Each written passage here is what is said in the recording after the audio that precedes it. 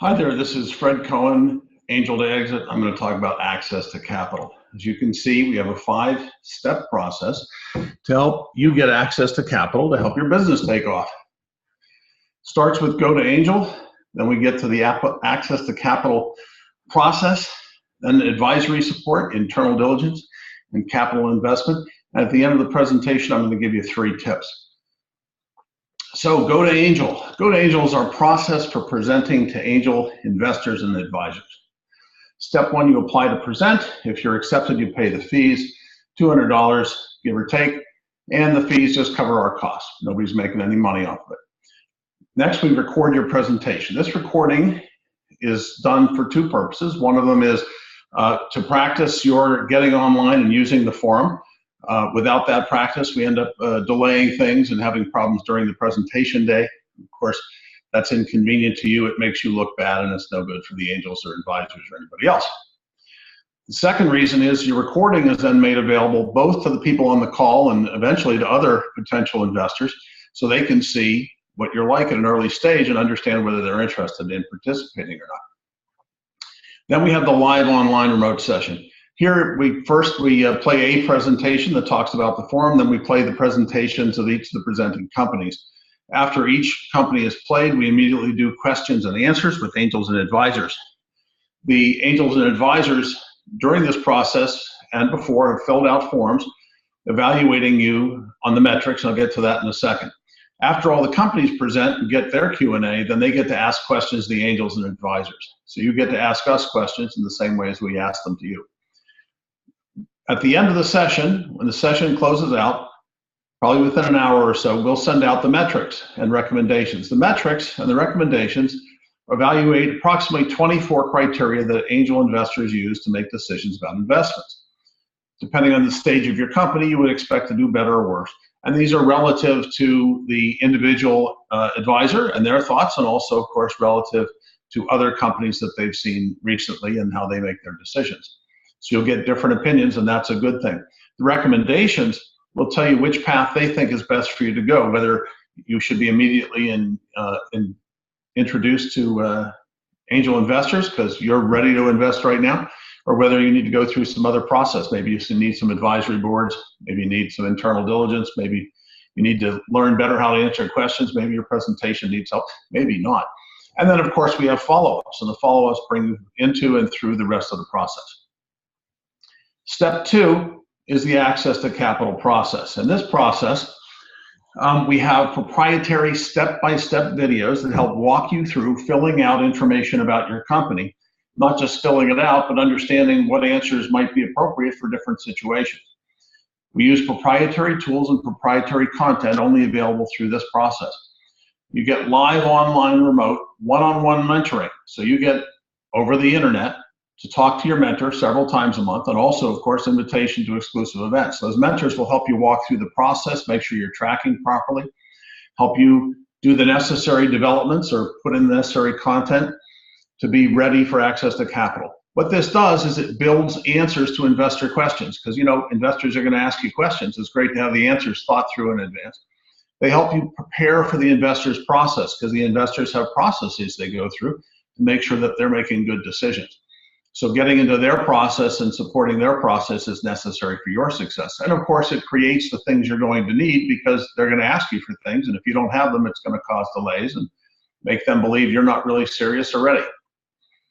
Next is advice and assistance. We provide ongoing access to tools and ongoing access to content. And of course, we build more content over time. And it's supported by 1 or more mentors. So that could be a whole advisory board if that's what's helpful to you. Maybe help build other elements of your team, or maybe it's just one advisor. That depends on your needs. The goal here is to avoid mistakes others have made. Lots of us have been doing this for many years, and we've seen the mistakes and we've made the mistakes, and it's better to find out, instead of trying 50 things to figure out which one works, it's better to try 5, because 45 of them are definitely not going to work for reasons you didn't understand until we help tell you. Independent opinions and expertise. So just to have somebody else giving you a viewpoint that says, well, what about this? What about that? I'm concerned about this. My experience says that won't work. And then, of course, connections and opportunities. Advisors and other assistants can bring you to potential customers, to strategic partners, and so forth. Next, the internal diligence process. The goal of the internal diligence process is to map right into the due diligence process used by investors. So we use the same process, but we do it from the inside with insider information, so we can help adapt the company. We check for sensibility, not just from your point of view, but sensibility from the point of view of that potential investor. Then, of course, we help produce final documents. So you need a deal room, and its contents have to be properly organized for investors to sensibly be able to access it. You want to have an executive summary and a tear sheet that allow them to very quickly decide they're interested or not. And by the way, not being interested isn't a bad thing, because you're going to be approaching a lot of investors. You want to complete the internal diligence report, and the reason is this is about a 65-page report that looks nice and that answers the vast majority of their questions, and it shows you're professional and you're ready. Okay, now you have presentation materials. You know, we all know about that pitch deck, which keeps changing continuously, but that's just the first presentation. When you talk to the potential investors, you're going to be going through information and answer their questions, and you're going to be able to present that in a way that's very helpful to them. So you're going to be developing lots of other presentation materials that support your business case, but also show your metrics and show how you're making progress over time. And of course, you might adopt some of these internally to keep track of what you're doing and make sure you're always aware. Investment instrument, you know, this is a critical thing to have the right document, the right, you know, legal thing in place, so that if somebody actually wants to invest, they have something they can sign and give you a check. So getting the right investment instrument for your company is critical. And then, of course, how to answer their questions. You need practice answering those questions. And you know, we've seen lots of people answer these questions in ways that are not as good as they might be. So helping to find truthful answers, but answers that are going to bring about the right effect in the mindset of the investor is one of the critical things that you get help with. Finally, of course, you get to the investment stage, and this is where you get introductions to angels and angel groups, other sources of capital. You know, there are other ways that you can get capital to run your business that don't involve giving away equity. They're non-dilutive sources. But besides that, there are also, you know, things like factoring that you can, you know, if you have purchase orders, for example, not have to give away equity in order to move forward with the business and accelerate more quickly. And then, of course, introductions to potential strategic partners. Those are people that depend on you as much as you depend on them. It benefits both of you so much that it's a long-term relationship nobody wants to break.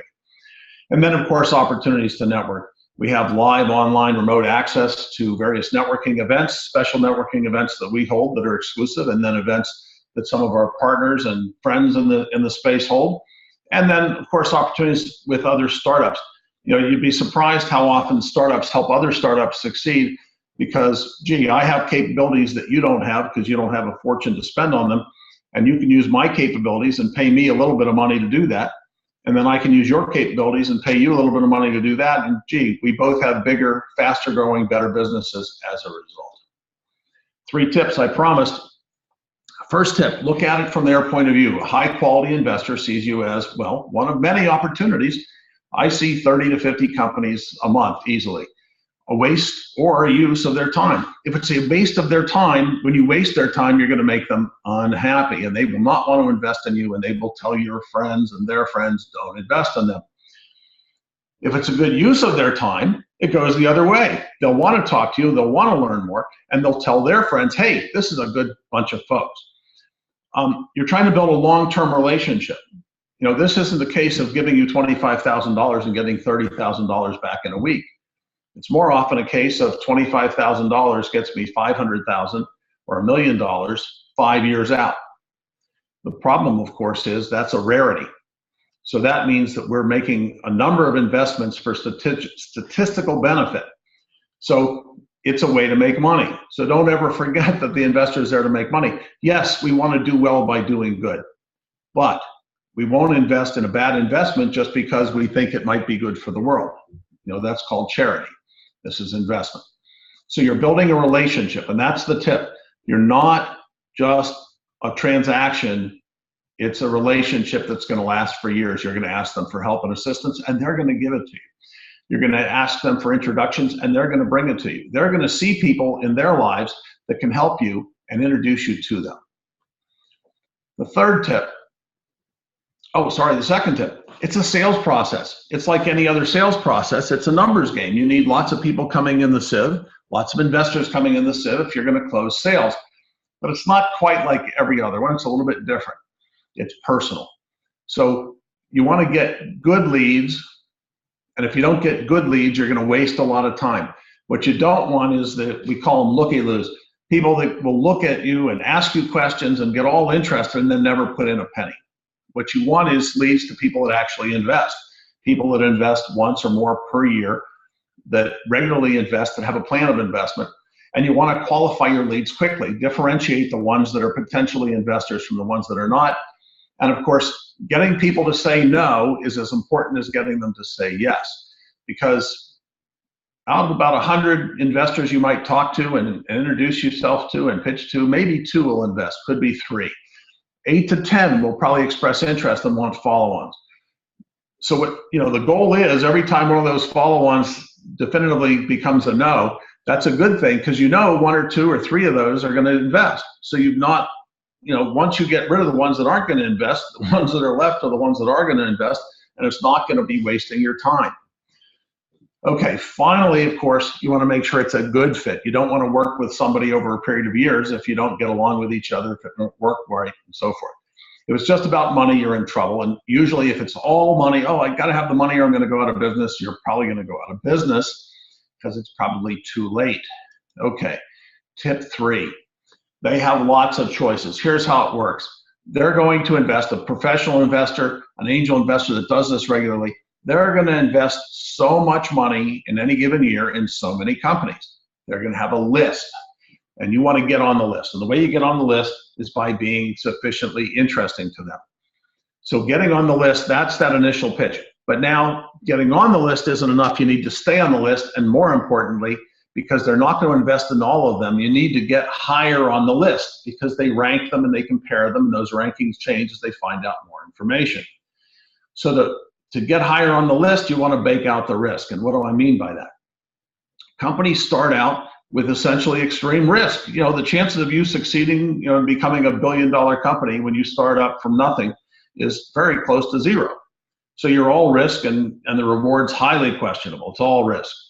But as you work forward, as you develop a team, as you get better people in place, as you develop your go-to-market strategy, as you test it and start to sell things, as you get your finances straightened out, as you get your legal system right, as you get your documentation, you develop your intellectual property or whatever other special sauce you have, all of these things you do that improve your business, bake out the risk.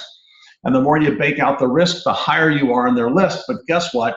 If you bake out too much risk before you go to investors, you might be too low risk for them, because your value is so high that they can't afford to invest in you at that valuation. So different investors come in at different stages based on how well your risk is baked out.